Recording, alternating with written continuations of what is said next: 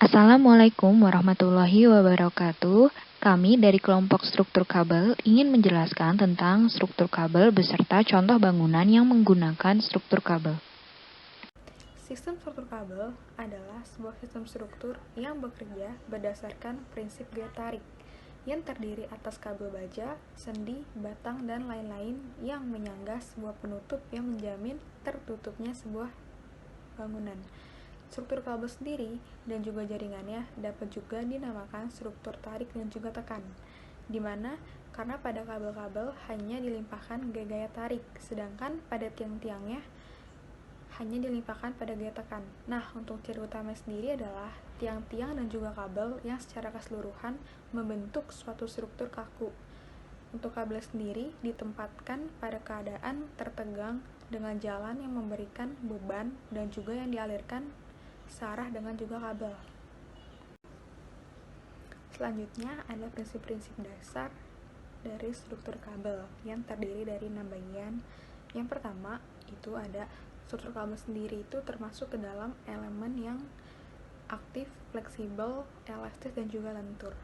Lalu pada struktur kabel sendiri itu hanya bisa atau kuat apabila dalam kondisi ditarik. Dan ketiga itu pada struktur kabel sendiri itu tidak ada momen lentur. Yang keempat itu kabel sebagai elemen struktur relatif yang sangat ringan sehingga mudah bergetar.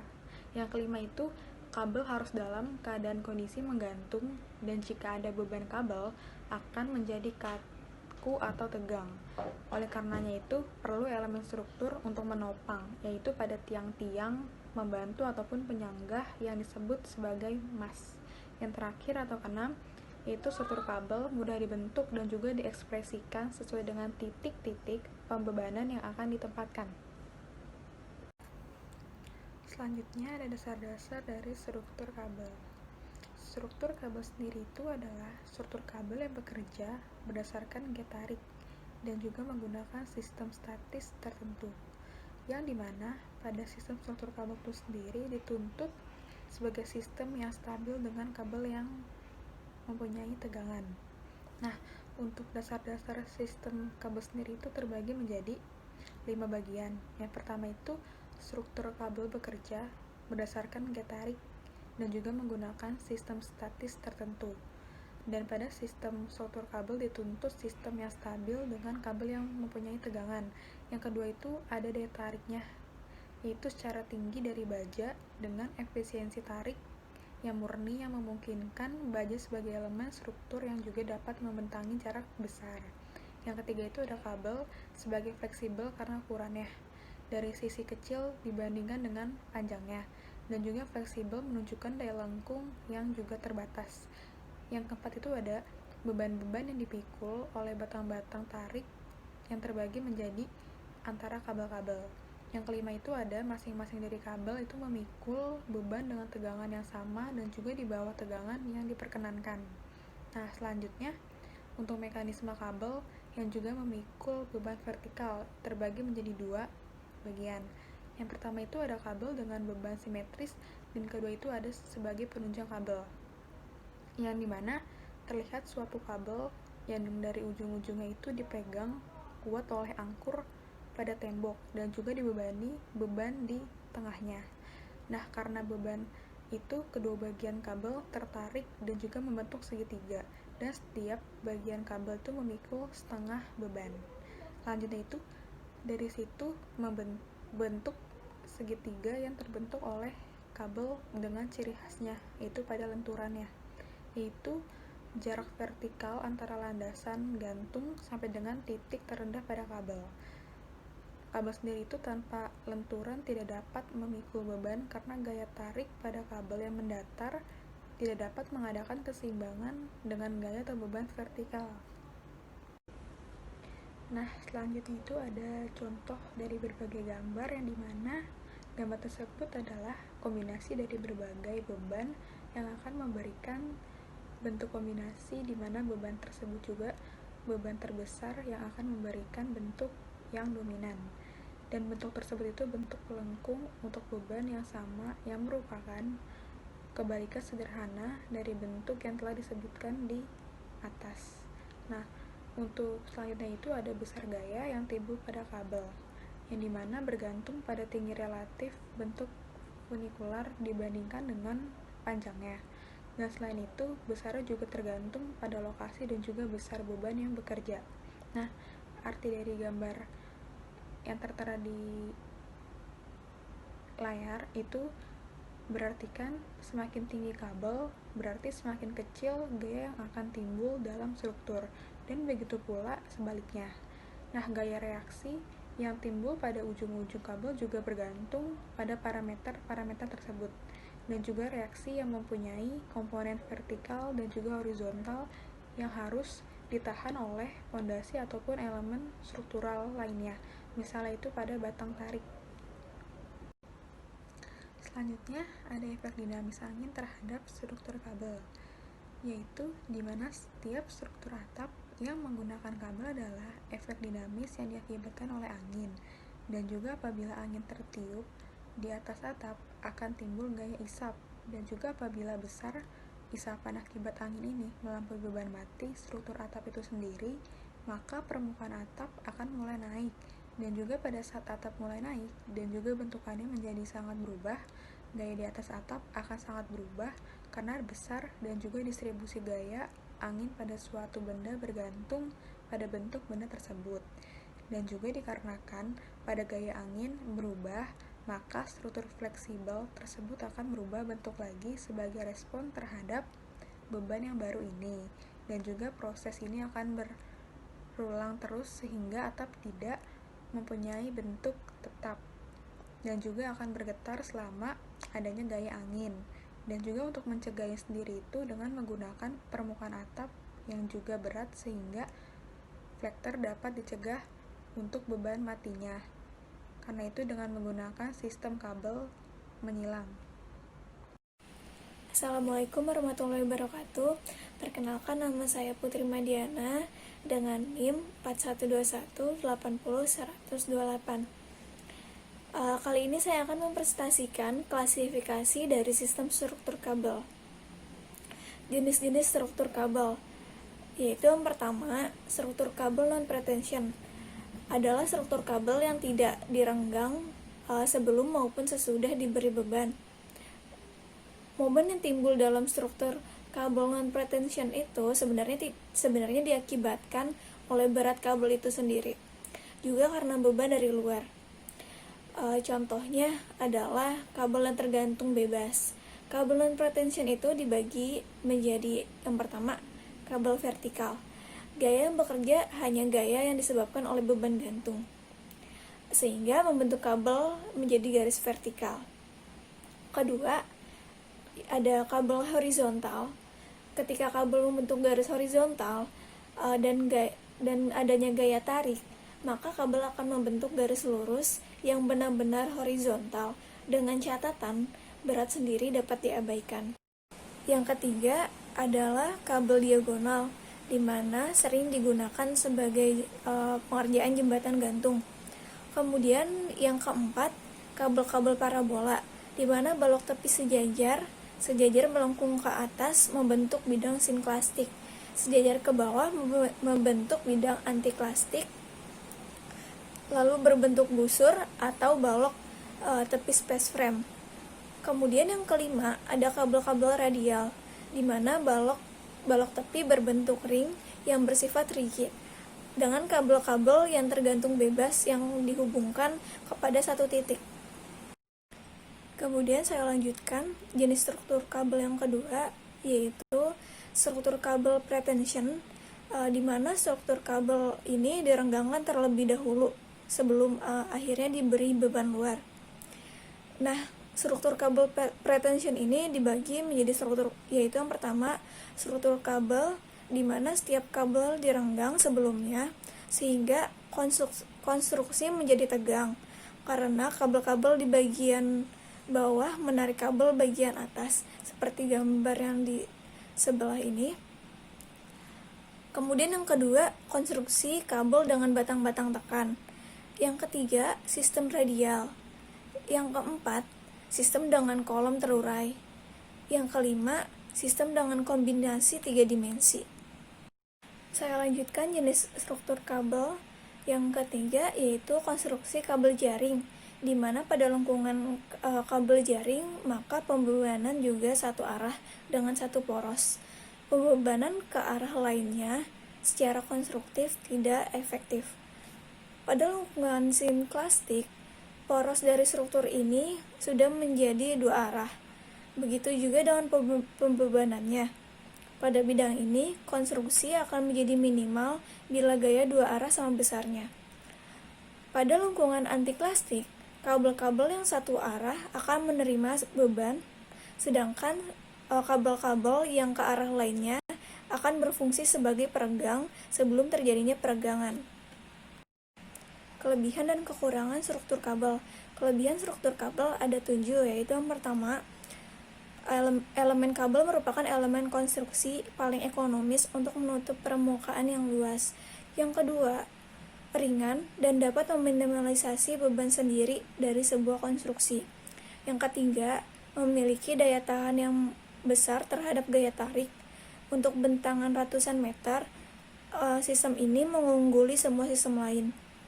Yang keempat, memberikan efisiensi ruang lebih besar. Yang kelima, memiliki faktor keamanan terhadap api lebih baik dibandingkan struktur tradisional yang sering runtuh oleh pembengkokan elemen tekan di bawah temperatur tinggi. Kabel baja lebih dapat menjaga konstruksi dari temperatur tinggi dalam jangka waktu yang lebih panjang sehingga mengurangi risiko kehancuran. Lalu yang keenam, dari segi teknik, pada saat terjadi penurunan penopang, kabel segera menyesuaikan pada kondisi keseimbangan yang baru, tanpa adanya perubahan yang berarti dari tegangan. Lalu yang terakhir, ketujuh, cocok untuk pembangunan yang bersifat permanen. Nah, untuk kelemahan dari struktur kabel itu yaitu pembebanan yang berbahaya untuk struktur kabel adalah getaran. Struktur ini dapat bertahan dengan sempurna terhadap gaya tarik dan tidak mempunyai kemantapan yang disebabkan oleh pembengkokan. Tetapi, struktur kabel ini dapat bergetar. Dalam hal gejala resonansi yang umum dikenal dapat timbul dan mengakibatkan robohnya bangunan. Sekian presentasi dari saya, akan dilanjutkan oleh teman saya. Bismillahirrahmanirrahim. Assalamualaikum warahmatullahi wabarakatuh. Nama saya Kurnia Putri Harlianti dengan NIM 412180100004. Saya akan menjelaskan mengenai sistem stabilisasi dari struktur kabel. Nah, struktur kabel itu sendiri adalah struktur tekan tarik yang mana dapat terjadinya deformasi atau perubahan bentuk. Nah, untuk mengatasi deformasi tersebut dapat diterapkan beberapa sistem stabilisasi. Yang pertama itu ada peningkatan beban mati. Nah, untuk sistem ini sendiri penerapannya itu menggunakan beban material yang memadai dan juga bersifat homogen, sehingga beban yang diperoleh pun akan terdistribusi dengan merata. Lalu yang kedua itu ada pengaku busur dengan arah berlawanan. Sistem ini itu bertujuan untuk mencapai bentuk yang kaku dengan cara menambah jumlah kabel sehingga menghasilkan jaring-jaring atau kabel net structure. Lalu yang ketiga itu ada penggunaan batang-batang pembentang. Nah, stabilisasi ini menggunakan batang-batang tekan sebagai pemisah antara dua kabel sehingga menambah tarikan internal di dalam kabel itu sendiri. Lalu yang keempat itu ada penambatan atau pengangkuran ke pondasi. Nah, sistem ini hanya berlaku pada struktur kabel karena adanya gaya-gaya tarik yang dapat dinetralisir oleh pondasi, sehingga terjadilah stabilisasi. Ada prategang searah kabel. Nah, sistem ini memiliki ciri utama yaitu keseluruhan dari tiang-tiang dan kabel membentuk suatu struktur yang kaku. Lalu berikutnya ada detail konstruksi dari sistem struktur kabel. Nah, struktur kabel itu sendiri titik pusat utama dari pembebanannya itu berada dalam keadaan tarik. Lalu elemen-elemen struktur kabelnya itu tidak selalu bersilangan secara ortogonal, melainkan diperlukan bentuk desain dari titik temu antara kabel tersebut. Nah, sesuai fungsinya, titik pertemuan antara kabel itu dikategorikan menjadi beberapa simpul. untuk persilangan 2 atau 4 kabel. Nah, dan untuk sifat dari pemegang persilangan tersebut dibedakan menjadi 2 sistem, yaitu yang pertama, persilangan sudah fix atau tidak dapat berotasi lagi, dan yang kedua itu masih bisa berotasi atau masih bisa bergeser. Terus selanjutnya ada dudukan untuk pelengkung. Nah, dudukan untuk pelengkung ini biasanya berbentuk pelana dengan radius tertentu. Pada umumnya, dudukan pelengkung ini itu digunakan sebagai lintasan pembelokan dari kabel utama. Lain lagi jika diperlukan perubahan gaya, yang mana sudut beloknya itu kecil dan kabelnya itu sangat terbatas. Nah, solusinya itu kabel-kabel tersebut akan diputus di daerah tersebut, lalu akan disambungkan atau dipertemukan dengan konstruksi pelat simpul 3D. Lalu selanjutnya ada tipe-tipe kabel. Kabel itu kan sangat banyak tipenya, dan menurut standar DIN 18800, seluruh jenis kabel atau seluruh tipe kabel yang digunakan sebagai struktur bangunan itu dikategorikan sebagai high tensile members. Dan struktur kabel itu sendiri dinilai lebih memiliki kekuatan yang lebih besar daripada batang tarik baja, karena walaupun dengan luas penampang yang sama, struktur kabel itu dapat memikul atau dapat menerima beban yang lebih besar daripada batang tarik baja. Dan untuk keperluan konstruksi, terdapat 3 jenis penampang kabel. Yang pertama itu ada spiral strands, lalu ada full coil cable, dan yang terakhir itu ada structure wire ropes.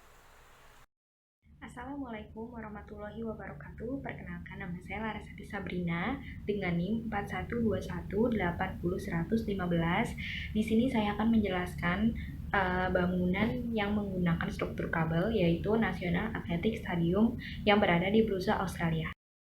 Jadi, bangunan National Athletic Stadium ini didirikan pada tahun 1977 oleh sang arsitek Philip Chox Taylor dan partner. Fungsinya adalah sebagai tempat pertandingan nasional maupun internasional, sekaligus sebagai markas tim Canberra Raiders ARL. Nah, lokasinya sendiri itu berada di Brussels, Australian Capital Territory. Jadi, stadion ini sengaja dirancang untuk menjadi bagian dari Institut Olahraga di Australia. Nah, tempat ini digunakan sebagai pelaksanaan kompetisi olahraga nasional maupun internasional. Secara konsep, struktur utamanya dirancang khusus dalam penampilannya dan dapat terlihat jelas dari jarak yang jauh. Bangunan utamanya didesain untuk menampung 6.000 tempat duduk yang terlindungi. Terlihat pada gambar bahwa bangunan struktur atap stadion tidak sepenuhnya menutupi stadion, namun hanya terletak pada sisi sebelah barat dan timur saja. Atap pada stadion ini memiliki struktur seluas 112 meter x 20 meter, dan terdapat 5 tiang struktur di sepanjang atapnya. Tiang ini kemudian dihubungkan dengan 3 penggantung ke balok atap dan kolom baja yang runcing. Tiap kabel mendukung 650 titik beban pada atap. Atap kabelnya berdiameter 36 mm, lalu kabel penggantung belakang berdiameter 52 mm yang dibuat dari 37 x 7 mm kabel. Terdapat 2 penggantung belakang untuk setiap tiang struktur penggantung dan 9 kabel yang mendukung atap. Tiang-tiang digantungkan pada kaki tiang ke kolom, yang kemudian dikaitkan di dinding belakang dari tiang. Selanjutnya kita ke bagian struktur lainnya, yaitu ada Huygens atau tiang penggantung. Jadi panjang dari tiang penggantungnya itu adalah 16 meter dari ujung kepala hingga 3 way pin joint. Ini adalah baja runcing fabrikasi yang menjadi satu dengan cast element pada ujungnya yang memungkinkan hubungan kabel. Terdapat 5 tiang yang masing-masingnya diletakkan pada bagian belakang penyangga, kemudian dimiringkan dengan sudut 60 derajat agar stabil. Selanjutnya ada tapered columns atau kolom runcing. Kolom-kolom runcing ini membentuk satu bagian dari 3 struktur baja utama. Kolom-kolom ini bervariasi menurut ukuran panjangnya, mulai dari 16 meter hingga 20 meter, tergantung pada posisi peletakan pada strukturnya. Kolom ini dihubungkan pada 2 ujung untuk memungkinkan terjadinya rotasi berpendikular pada penyangganya. Lalu selanjutnya beralih ke rangka atap. Rangka atap terdiri dari balok baja utama yang membentang dan memiliki ukuran berkisar 20 meter dan dihubungkan dengan tiang dan kolom-kolom. Balok utama ini membentuk kerangka atap baja yang menyangga dek metal dan mendukung beton penutup atas. Penetrasi yang menembus beton penutup atas memungkinkan terjadinya hubungan pada rangka atap baja, supaya kabel yang tegang dapat menggantung atap. Tepi atap dijepit pada struktur beton untuk mengatasi gaya lateral dan gaya ke atas. Beton tegak di tepi atap akan mengurangi kibaran atap. Lalu berikutnya kita beralih ke tension kabel atau kabel tegang. Kabel atap terdiri dari 19 x 7 mm kawat yang menyusun kabel dengan diameter 36 mm. Lalu terdapat 9 kabel atap untuk tiang-tiang penyangga atap yang diseimbangkan dengan 2 kabel penggantung belakang yang diangkurkan ke tanah. Kabel penggantung belakang disusun oleh kawat 37 x 7 mm yang membentuk kabel berdiameter 52 mm. Ini dapat memikul beban hingga 600 sampai 700 kN. Kabel penyangga belakang dihubungkan ke angkur batu melalui cetakan yang mempunyai lubang runcing dan mengandung epoksi, serbuk besi atau zinc dust, dan bola pemikul atau ball bearings. Dengan adanya angkur batu, struktur pada atap stadion ini dapat ditahan dengan kuat dan gaya yang terjadi langsung diteruskan ke tanah. Selanjutnya kita beralih ke struktur action atau aksi struktur. Jadi beban lateral pada arah transversal disebabkan oleh dua efek. Yang pertama adalah beban terpusat yang disalurkan dari sistem struktur sekunder untuk dinding, yang akan menjadi bentuk beban terpusat pada tepi timur dan berat dari diagrit yang terbentuk pada setiap 12,6 meter. Lalu yang kedua adalah gaya tarik pada atap dan resultan komponen tekanan angin horizontal yang dihasilkan oleh beban angin tak simetris. Hal ini sebagian besar dinetralkan oleh ikatan eksternal dan dinding penopang.